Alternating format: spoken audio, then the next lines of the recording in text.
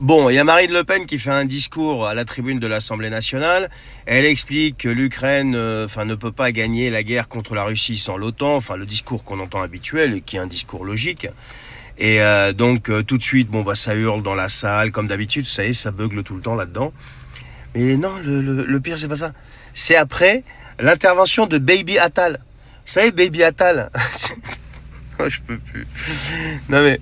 Et ensuite, ils ont choisi qui? La réaction de qui? De Glucksmann. Celui qui a léché le derrière des dictateurs, en fait. Celui qui a léché le derrière de Saakashvili. Saakashvili, si tu sais pas qui c'est c'est l'ancien président géorgien qui est en tôle, en fait, là. D'accord? Parce qu'il a fait subir des choses abominables à son peuple et il a réprimé les oppositions. Allez, on écoute Marine Le Pen et on écoute les deux tartuffes, là, et après on en parle. Je l'ai dit à maintes et maintes reprises, il ne peut y avoir d'issue militaire à ce conflit. L'Ukraine ne peut pas gagner contre la Russie sans l'entrée en guerre de l'OTAN, qui n'est pas une option compte tenu des risques d'escalade vers une guerre mondiale entre puissances nucléaires. Et heureusement, grâce au courage et à la résistance des Ukrainiens, soutenus par les puissances occidentales, la Russie ne peut pas non plus sortir vainqueur de ce conflit. Entendre Madame Le Pen ici nous donner des conseils de géostratégie, alors même qu'elle proposait encore, pendant la campagne présidentielle de 2022, une alliance en matière de défense avec la Russie, alors même qu'elle disait encore quelques jours avant l'invasion russe que les Russes n'envahiraient jamais l'Ukraine, alors même qu'elle estimait, comme Jean-Luc Mélenchon d'ailleurs, que les Ukrainiens ne tiendraient pas 3 jours ou 3 semaines et que ça fait 3 ans qu'ils résistent héroïquement. Avec le discours de Marine Le Pen, qui n'a pas eu un seul mot pour critiquer le président des États-Unis, eh bien on a eu à nouveau la preuve que ces patriotes de pacotille sont en réalité des idéologues et qu'ils ne veulent pas que l'Europe se renforce et qu'elle assure sa propre sécurité. Et aujourd'hui, on doit construire la défense européenne contre la Russie de Vladimir Poutine, contre l'hostilité de la nouvelle administration américaine, mais aussi contre toutes ces forces qui, en Europe, préfèrent s'agenouiller devant des tyrans étrangers que de préserver la sécurité de nos nations. Bon alors mon petit Gabi là, Gabi, arrête de t'exciter comme ça, il va t'arriver une bricole. Déjà, pour commencer, il va falloir que tu ailles réviser ton histoire quand même. La Russie, c'est un allié historique de la France. Donc c'est bon, détends-toi. La Russie, c'est un allié historique de la France. Et quand on a voulu la chatouiller à chaque fois la Russie, je te laisse vérifier ce qui s'est passé par la suite. Bon, c'est pas trop la question ici. La question c'est que, mais en fait t'es qui? T'es qui? T'as quoi comme expérience toi? T'as été parachuté, t'es sorti de chez Marisol Touraine, de ses jupes, là, je sais pas par où t'es passé, et elle t'a parachuté là. Parti socialiste, hop là, paf, oh, Gabriel Attal, oh, je vais le prendre avec moi sous mon aile, et puis je vais en faire un homme politique. Bon. Après, il y a Mac qui t'a nommé Premier ministre. Bon, il t'a filé un CDD de 8 mois, t'as même pas pu toucher ton chômage. Et tu te prends pour un mec d'expérience, pour un type qui vient de nous expliquer que ce que dit Marine Le Pen, c'est pas viable en fait. Et c'est une personne qui est controversée parce que elle a été financée par des Russes. Oui, mais vous avez tout fait pour qu'elle soit financée par des Russes parce qu'il n'y a pas une banque nationale qui voulait financer un parti qui quand même compte aujourd'hui 11 millions d'électeurs et qui à l'époque en était pas loin. Donc maintenant, fermez-la à ce niveau-là. Donc un petit peu d'humilité quand même. Donc vos slogans marketing, il n'y a que vous et votre bande de lâches qui est autour de vous qui y croyez. Voilà. Et maintenant, je vais m'occuper de l'autre tartuffe qui était la testicule droite de Saakashvili. Bon, alors autant Attal, d'accord, ok, c'est Attal, on le connaît, c'est Baby Gabi, mais Glucksmann, mais tu as été le conseiller d'un ex-président qui est jeté aujourd'hui en prison pour abus de pouvoir.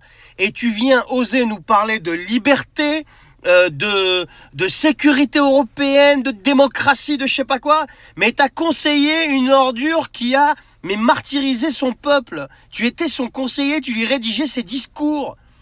Mais fais-toi tout petit, disparais. Les amis, comprenez bien ce que je vous dis là, c'est pas pour prendre la défense de Madame Le Pen ou je sais pas quoi, mais je m'en fous, je vous ai dit qu'hier j'étais d'accord avec Mélenchon, c'est pas la question, on n'en est pas là, on est au-delà de ça. Là, dans la balance, il y a quand même un risque existentiel. Et tous ces tartuffes là qui viennent faire des déclarations qui sont plus immondes les unes que les autres parce que ce sont que des hypocrites, ils ne pensent même pas une seconde un seul mot, un seul traître mot de ce qu'ils disent. Ils le disent parce que ça fait bien et parce que ça plaît à l'opinion, soi-disant, d'après eux, et que ça permet de les porter au pouvoir. C'est ça le truc. C'est pas autre chose.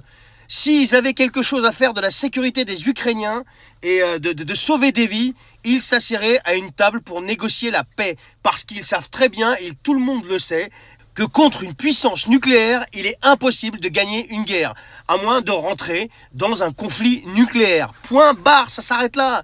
T'as beau tergiverser, me raconter toutes les salades que tu veux, faire le pantin, essayer de te la jouer Philippe Séguin à la tribune de l'Assemblée, alors que j'arrive même pas au-dessous de la semelle de la chaussure, par exemple, ou jouer les grands orateurs, ou jouer les grands démocrates quand t'as été conseiller des pires ordures, ça marchera pas. Non. Vous savez très bien que pour faire la paix, il faut maintenant s'asseoir à la table des négociations, point barre. Et vous finirez par vous y asseoir, de gré ou de force, vous verrez bien. Ben oui, parce que pendant qu'on parle d'Ukraine, qu'on parle de guerre et compagnie, tu sais, la Commission européenne continue de faire sa vie, elle. Et on a une personne là-bas qui est formidable, c'est Tata Ursula. Tu sais, Tata Ursula qui décide, qui signe, qui impose sans aucun mandat, sans vote, sans débat.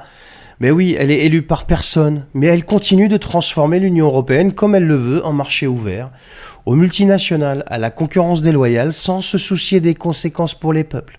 Et cette fois-ci, c'est avec qui ? Eh bien, c'est avec l'Inde. Encore un accord de libre-échange qui va être colossal, qui est négocié en catimini et qui devrait être finalisé avant fin 2025. On apprend dans la presse. Et encore une fois, on va brader l'économie européenne sans demander l'avis des Européens, des citoyens, tu sais, des citoyens.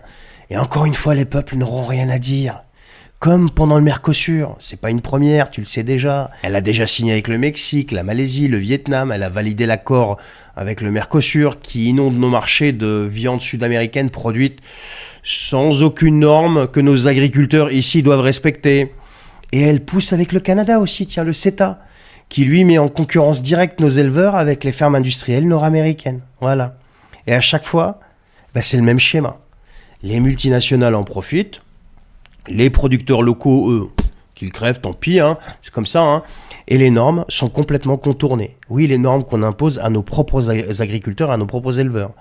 Et cette fois-ci, ça se passe en Inde. Voilà. Et là, on est sur un marché immense qui est ultra protégé et avec une main-d'œuvre à bas coût et des standards complètement, mais rien à voir, incomparables avec les nôtres. Et qu'est-ce que ça va donner à ton avis ? Eh bien, une invasion de produits low cost. Une pression énorme sur nos entreprises et encore des emplois qui vont être détruits. Mais c'est bien. Et le pire de tout ça, c'est la raison de cette précipitation. Écoute bien. Trump vient d'annoncer 25% de droits de douane sur l'Europe. Alors l'Union européenne panique, elle cherche des portes de sortie en catastrophe. Et dans l'urgence, qu'est-ce qu'elle fait ? Eh bien, elle se jette dans des accords commerciaux bricolés à la va-vite. Ursula von der Leyen négocie seule. Elle engage 450 millions de personnes sans jamais leur demander leur avis. Et ce qui est paradoxal, on a mis une personne pour négocier seule qui a quand même ruiné le ministère de la Défense allemand quand elle était ministre de la Défense. Je dis ça, je dis rien. Et pendant ce temps-là, ceux qui trinquent, ce sont nos agriculteurs qui doivent respecter quand même des normes complètement absurdes pendant qu'on importe n'importe quoi. Ben oui. Alors je sais, on radote, mais il faut le répéter pour que ça rentre, parce que ça a l'air de déranger personne. Les gens vont bouffer de la daube, mais ça les dérange pas. Donc c'est pour ça qu'on radote, pour que ça rentre. Et on a aussi les PME, il n'y a pas que les agris, qui vont voir leur marché, qui vont être inondés de produits qu'elles ne peuvent même pas concurrencer. Il y a aussi les travailleurs qui vont voir leurs emplois partir ailleurs. Et ce qui est terrible, c'est qu'à chaque fois, c'est la même trahison. On nous vend des accords comme une opportunité, comme une ouverture, et à chaque fois, c'est une catastrophe. Alors ça s'appelle l'Europe de Bruxelles.